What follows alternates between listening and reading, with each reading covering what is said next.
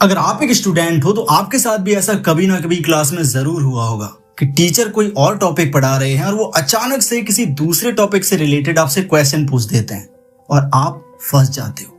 आप अपने टीचर से कहते हो, सर प्लीज मुझे थोड़ा टाइम दे दो, रिवाइज कर लेने दो, उसके बाद आप कोई भी क्वेश्चन पूछ लेना। ऐसा आपके साथ ही नहीं होता, बहुत सारे स्टूडेंट्स के साथ होता है। बट डोंट वरी, आज के इस वीडियो में मैं आपको एक ऐसी टेक्निक बताने वाला हूं जिसको अगर आप यूज करना शुरू कर दो अपनी स्टडी में तो मैं गारंटी लेता हूं कि आप कभी भी अटकोगे नहीं किसी भी चीज में।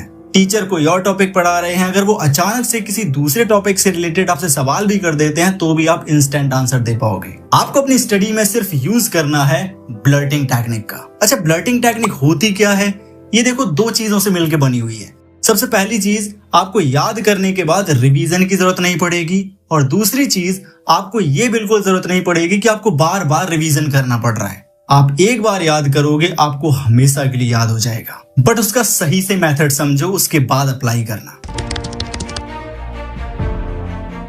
दोस्त, इस टेक्निक को हम सेल्फ टेस्टिंग टेक्निक भी कहते हैं, जिसमें हम खुद का एनालिसिस करते हैं कि हमें कितना आता है। आपको इस टेक्निक का यूज कैसे करना है? सबसे पहले तो कोई भी एक टॉपिक चूज करो रिवाइज करने के लिए। बट रिमेंबर, टॉपिक वो होना चाहिए जो आप ऑलरेडी पढ़ चुके हो, आपको उसके बारे में थोड़ी बहुत जानकारी है। ये टेक्निक कंप्लीटली रिवीजन के बेस पे है कि आपको रिवीजन किस तरीके से इतना पावरफुल करना है कि आपको लाइफ में दोबारा कभी रिवीजन की जरूरत ही ना पड़े। सबसे पहले क्या करना है, आपको एक टॉपिक चूज करना है, और दूसरे नंबर पे आपको क्या करना है, टॉपिक को एक ब्लैंक पेपर पे लिखना है। आप कोई भी एक ब्लैंक पेज ले लो या फिर कोई भी ब्लैंक सीट ले लो, उस पर उस टॉपिक की हेडिंग डालो। उसके बाद आपको उस टॉपिक के बारे में जितनी भी चीजें याद हैं, उसकी डेट, उसकी एंडिंग, उसकी स्टार्टिंग, उसका एग्जीक्यूशन, जो भी पता है इस टॉपिक के बारे में, सब की सब चीजें उस पेपर पे ड्रॉ करो या पेपर पे लिखो। याद रखना, उस टाइम पे ना तो आपके पास कोई फोन होना चाहिए, ना आपके पास कोई किताब होनी चाहिए, और आपके पास कोई अदर चीजें नहीं होनी चाहिए। आपके पास सिर्फ होना चाहिए एक पेन और पेपर। बाकी लिखना डिपेंड करता है आपके टॉपिक पर। अगर हिस्ट्री का टॉपिक होगा तो उसमें डेट्स वगैरह आती हैं। अगर मैथमेटिक्स सब्जेक्ट होगा तो उसमें आपके फॉर्मूलाज वगैरह आते हैं। तो आप जिस भी टॉपिक के बारे में चीजें समझना चाहते हो या जिस भी टॉपिक को आप रिवाइज करना चाहते हो, उस टॉपिक की हेडिंग डालो और उसके नीचे जितनी भी चीजें आपको याद हैं वो लिखना शुरू करो। और याद रखना, जितनी ज्यादा चीजें लिखोगे उतनी ज्यादा आपकी समझ बढ़ेगी, उतनी ज्यादा आपको चीजें क्लियर होंगी। जैसे आपने अगर हिस्ट्री का कोई टॉपिक चूज किया है तो उसमें डेट, रीजंस, इवेंट्स, ये सारी चीजें लिखना बहुत जरूरी है। और अगर आपने कोई बायोलॉजी का टॉपिक चूज किया है तो उसमें डायग्राम्स, फंक्शंस, ये सारी चीजें लिखना बहुत जरूरी है। और सपोज दैट आपने मैथमेटिक्स का कोई टॉपिक चूज किया है, मान के चलो आपने ट्रिग्नोमेट्री सेलेक्ट किया है, तो ट्रिग्नोमेट्री से रिलेटेड आपको जितने भी फॉर्मूलाज याद हैं सभी के सभी उस पेपर पे लिखो, और उनके बगल में ये भी लिखना कि कौन सा फॉर्मूला किस कंडीशन में यूज किया जाता है। इससे आपकी समझ और अच्छी होगी।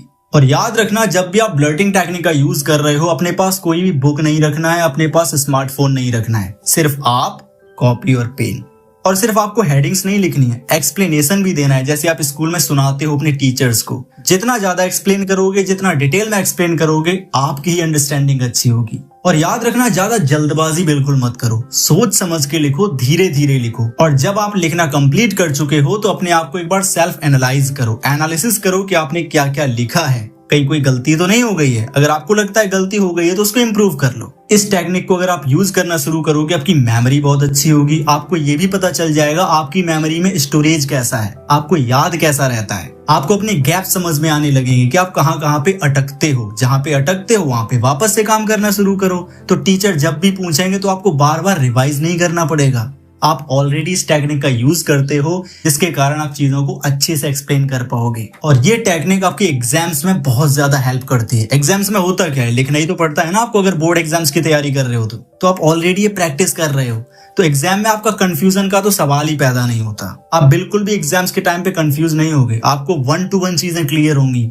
डेट कब थी, रीजन क्या था, हर चीज आपको क्लियर हो जाएगी। और सबसे बेस्ट चीज, आप रट्टा नहीं मार रहे हो, आप चीजों को समझ के लिख रहे हो। आपको ये रोज नहीं लिखना है कि आपने सोचा कि ब्लर्टिंग टेक्निक का रोज यूज करना है। जब भी आपको रिवीजन का टाइम मिले, लोग कहते हैं जैसे टीचर बोल देते हैं कि कल हम इस टॉपिक पर पुछाई करेंगे, तो हम उसी टॉपिक को रिवाइज करने लगते हैं। तो आपको रिवीजन इस तरीके से करना है। रिवीजन में क्या करना है, उस टॉपिक का नाम लिखो, उसके बारे में जितनी भी चीजें आपको आती हैं सारी की सारी चीजें लिख दो। और जब लिखना कंप्लीट हो जाए तो फिर बुक से मैच करो कि कौन कौन सी चीजें हैं जो आप भूल गए हो, जो आपने अवॉइड कर दी हैं। तो वापस से उन चीजों को क्लियर कर लो, हो गया आपका वो टॉपिक कंप्लीट। आप जब जब इस टेक्निक का यूज करोगे आपको हर बार एक नया इंप्रूवमेंट देखने को मिलेगा। इसी को बोला जाता है स्मार्ट रिवीजन। तो जब भी आप क्लास में बैठे होगे, टीचर अचानक से भी कोई क्वेश्चन पूछ देगा ना, तो आप इजीली उसको बहुत डिटेल में एक्सप्लेन कर पाओगे और सारे के सारे स्टूडेंट्स आपसे पूछेंगे मुझे भी बता दो कैसे पढ़ाई करते हो। यही होता है टॉपर का माइंडसेट। अगर आपको कोई डाउट आ रहा है इस टेक्निक से रिलेटेड या कोई चीज है जो आपको समझ नहीं आई है, तो कमेंट करो, मैं उसका आंसर जरूर दूंगा। और ऐसे ही एजुकेशनल वैल्यूएबल कंटेंट के लिए चैनल को सब्सक्राइब कर लो। मिलते हैं अगले वीडियो में। Thanks for watching this video.